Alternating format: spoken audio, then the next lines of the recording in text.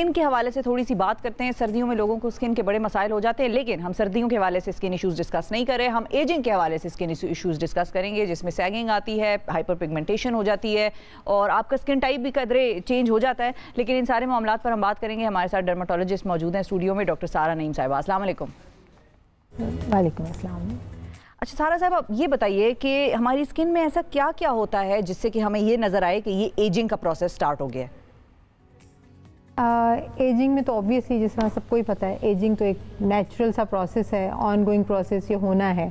And after 20s and 25 जो है इसके आपको असरात नज़र आने शुरू हो जाते हैं एंड विद टाइम इंक्रीज़ होना शुरू हो जाते हैं।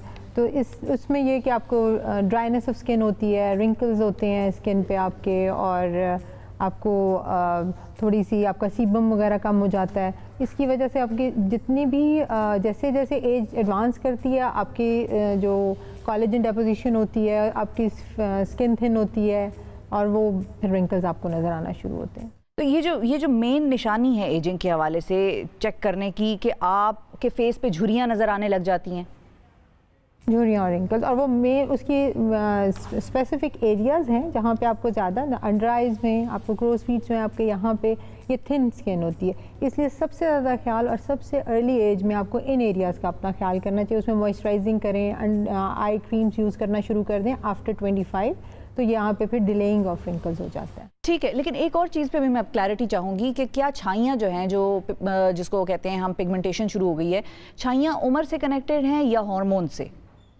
इसकी मल्टीपल रीजंस हैं। छाइयों में आपके हार्मोन्स भी आते हैं, जो स्ट्रेस हार्मोन्स भी हैं, आपकी एज भी है, और अल्ट्रा वायलेट रेज भी हैं, क्योंकि सन एक्सपोजर जो है वो सबसे ज़्यादा रिंकलिंग करता है। तो सबसे ज़्यादा आपको जो छाइयाँ अगर आपने उनको बचाना है विद एज, तो आप अपने आप को सन ब्लॉक ज़रूर लगाएं, और सन ब्लॉक भी एक स्पेसिफिक तरीके से, ये नहीं कि लगा के छोड़ दें, तो उसको भी लगाएं और फिर आफ्टर 2 आवर्स 3 आवर्स वॉश कर लें। अगर आपने फिर सन में जाना है, आपका सन एक्सपोजर है या हीट एक्सपोजर है, तो फिर दोबारा लगा लें। ठीक है, यानी कि वो जो हम कहते हैं this person is ageing gracefully, ये क्या होता है वैसे आपके मुताबिक? This person is ageing gracefully का क्या मतलब है? और नहीं कर रहा, सिर्फ अपनी एज को एंजॉय कर रहा है ये है टर्मिनोलॉजी, एजिंग ग्रेसफुली उसको आप माइंड ना करें, क्योंकि विद एज बहुत सारे लोग अंडर डिप्रेशन चले जाते हैं कि हमारी फेस अच्छा नहीं है, पहले हम बहुत फ्रेश लगते थे, अब हम फ्रेश नहीं लग रहे। तो उसको एक्सेप्ट करें एज को। अगर आप उसको एज को अपनी एक्सेप्ट करेंगे तो आप उतने ही ग्रेसफुल भी नज़र आएंगे। बिल्कुल ठीक है। अच्छा, ख़वातीन में ज़ाहिर है हार्मोन्स भी तब्दील होते हैं, उनमें भी इम्बैलेंसेस भी आते हैं, चेंजेस आती हैं। एजिंग के साथ हार्मोन्स के इम्बैलेंसेस या हार्मोन्स की तब्दीलियाँ कैसे असरअंदाज होती हैं आपकी स्किन पर? इसमें सबसे पहले अगर तो आप सिर्फ फीमेल, वैसे तो सिर्फ फीमेल हार्मोन नहीं है, स्ट्रेस हार्मोन कॉर्टिजोल है, वो भी रिंकलिंग करता है, क्योंकि वो breakdown of collagen and elastin करता है, तो उसकी वजह से भी होती है। सेकंड जो हार्मोन हमारा ज़्यादा अफेक्ट करता है फीमेल में, उसमें ईस्ट्रोजन है। ईस्ट्रोजन लेवल्स जो हैं जब कम होना शुरू होते हैं बॉडी में, तो वो आपको ब्रेक डाउन करते हैं, वही कोलेजन एंड इलास्टिन की, वो आपकी उसको इन्हांस करते हैं एडवांस एज को। और इसके अलावा हार्मोन थायराइड है, थायराइड जो है वो भी अगर आपके हार्मोन्स डिस्टर्ब होते हैं तो वो भी आपकी एजिंग को ख़राब करते हैं। तो इसलिए मल्टीपल हार्मोन्स हैं जिनका इम्पैक्ट आता है। ठीक है, तो अब हम ज़रा रेमेडीज़ की बात कर लेते हैं, रिंकल्स की, पिगमेंटेशन की और सैगिंग की स्किन की। लेकिन सबसे पहले रिंकल्स की रेमेडी की तरफ आते हैं कि रिंकल्स की रेमेडीज़ क्या आप तजवीज़ करेंगी?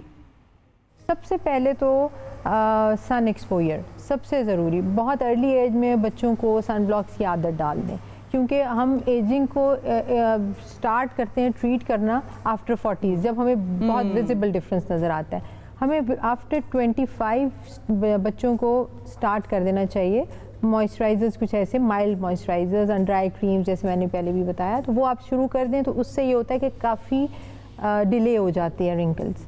और उसके बाद जो है वो आपको पानी बहुत पीना चाहिए। जितना पानी ज़्यादा पिएंगे आपकी स्किन हाइड्रेट रहेगी। अगर स्किन ड्राई होती है तो फिर वो बहुत रिंकल्स उसमें नज़र आते हैं, फाइन लाइंस तो फ़ौरन ही नज़र आना शुरू हो जाती हैं। थर्ड चीज़ जो है उसमें वो है कि अपनी डाइट को इम्प्रूव करें। डाइट में आपके मल्टी वाइटामिन्स हैं, जिनमें विटामिन डी, सी, ई, के, ए, ये सब चीज़ें बहुत ज़रूरी हैं। और ये ऐसी चीज़ें हैं कि जो बड़े आसानी से आप अपनी फूड में ऐड कर सकते हैं। जैसे ऑरेंज जूस पिएं, विटामिन सी बहुत ज़्यादा है। आप योगर्ट खाएं, विटामिन डी बहुत मिलेगा। लस्सी जो हमारी बहुत लोग शौक से पीते हैं, लस्सी पिएं, उसमें विटामिन डी बहुत है। विटामिन ई जो है उसके लिए आप नट्स खाएं, आमंड में बहुत ज़्यादा विटामिन ई है, तो आपकी स्किन फ्रेश रहेगी। तो इस तरह की चीज़ें अगर आप अपनी फूड में ऐड करते जाएं तो आपको फिर मल्टीविटामिन्स ओरली लेने की ज़रूरत नहीं पड़ती। ठीक है, ओरली लेने की ज़रूरत नहीं पड़ती। अब अगर पिगमेंटेशन की तरफ हम आ जाएं तो उसकी क्या रेमेडीज़ हैं?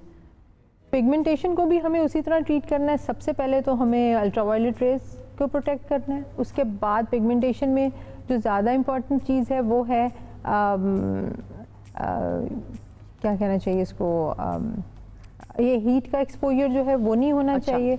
और उसके बाद आपको जो आपके हार्मोन्स हैं वो हमें चेक करने चाहिए। आपके पास अनीमिया नहीं होना चाहिए। अगर आपको आपके हीमोग्लोबिन, आपका आयरन लेवल्स लो होते हैं तो आपके मुंह में झाइयाँ पड़ जाती हैं। स्पेशली इन प्रेगनेंसीज हम पेशेंट्स को आयरन तो देते हैं लेकिन उसके बावजूद भी उनमें आयरन लेवल्स कम होते हैं तो फिर उनकी झाइयाँ पड़ जाती हैं। वो इस तरह की झाइयाँ कि विद ट्रीटमेंट वो कंट्रोल हो जाती हैं। लेकिन कुछ ऐसी होती हैं कि जो फिर आप कंट्रोल नहीं कर सकते, फिर उसमें आपको बाद में बड़ी प्रोलॉन्ग ट्रीटमेंट्स देनी पड़ती हैं, जिनमें हम मल्टीपल केमिकल पील्स करते हैं, PRPs वगैरह हैं, मीज़ोथेरेपीज़ हैं, बहुत कुछ है उसके अंदर। फिर वो आप और फिर जो परमानेंट होती हैं अगर वो ज़्यादा डीप हो जाएँ छाइयाँ तो वो फिर ये कि आप उनको परमानेंट सी हो जाती हैं। वो आप उनको फिर डल लाइट कर देते हैं विद ट्रीटमेंट, लेकिन वो कुछ अर्से के बाद फिर एग्रेवेट हो जाती हैं, तो वो फिर पेशेंट बड़ा फ्रस्ट्रेट होता है इनसे। ठीक है। अच्छा डॉक्टर साहब, अभी थोड़ी देर पहले आपने जिक्र किया था कि अंडर आई स्किन जो है हमारी वो बहुत थिन होती है, पतली होती है। क्या स्किन को मोटा भी किया जा सकता है?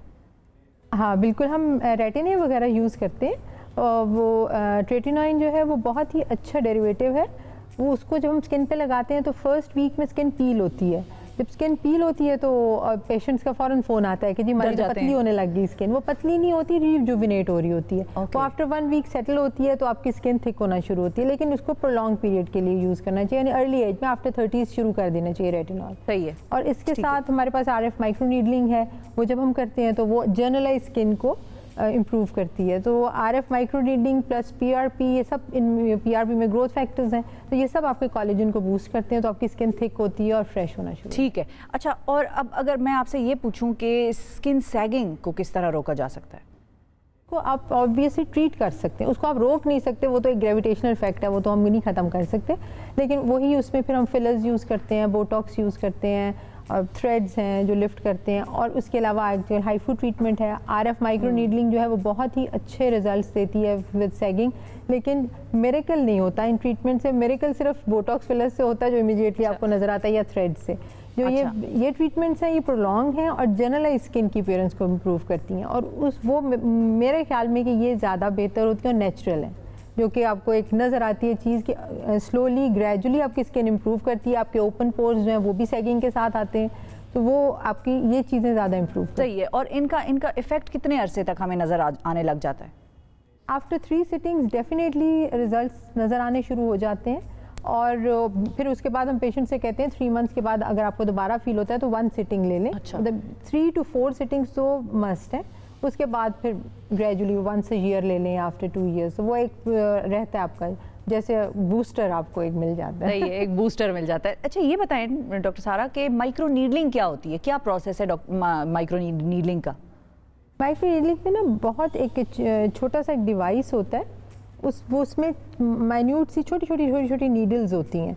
वो जो नीडल्स हैं ना उनके साथ आपको रेडियो फ्रीक्वेंसी वेव्स जो है वो अंदर जाती है, हीट जाती है जो आपके कोलेजन को एनहांस करती है। वो हीट देते हैं, वो आपके कोलेजन को इन्हांस करते हैं, उससे फिर आपकी स्किन थिकनेस होती है और आपके जो ओपन पोर्स हैं वो भी श्रिंक होना शुरू हो जाते हैं। बिल्कुल ठीक है। अच्छा, और ये बताएं स्ट्रेस, जाहिर है हमारी ज़िंदगियों में अब कोविड के बाद तो और ज़्यादा इन्वॉल्वमेंट हो गई है स्ट्रेस की।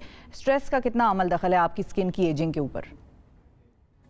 स्ट्रेस का हमारी स्किन पे काफ़ी इफ़ेक्ट आता है, और उसमें ये कि जब आपके कॉर्टिज़ोन लेवल्स हाई होना शुरू होते हैं ना, वो आपकी ब्रेक डाउन ऑफ कोलेजन करते हैं, जिसकी वजह से स्ट्रेस जो है उसमें रिंकल्स आते हैं। और फिर आप ड्यूरिंग स्ट्रेस जो है कई दफ़ा लोगों को आदत हो जाती है, वो रबिंग ऑफ द आइज़ शुरू कर देते हैं, उससे उसके अराउंड आइज़ जो है वो रिंकलिंग हो जाती है। एक और चीज़ जो बड़ी ज़रूरी है एंटी एजिंग के लिए, वो ये कि जो स्मोकर्स हैं अगर वो स्मोक करते हैं तो वो भी आपकी और आपकी इन्वायरमेंट में भी अगर बहुत स्मोक है तो वो भी आपकी एजिंग में ऐड ऑन करता है उसको।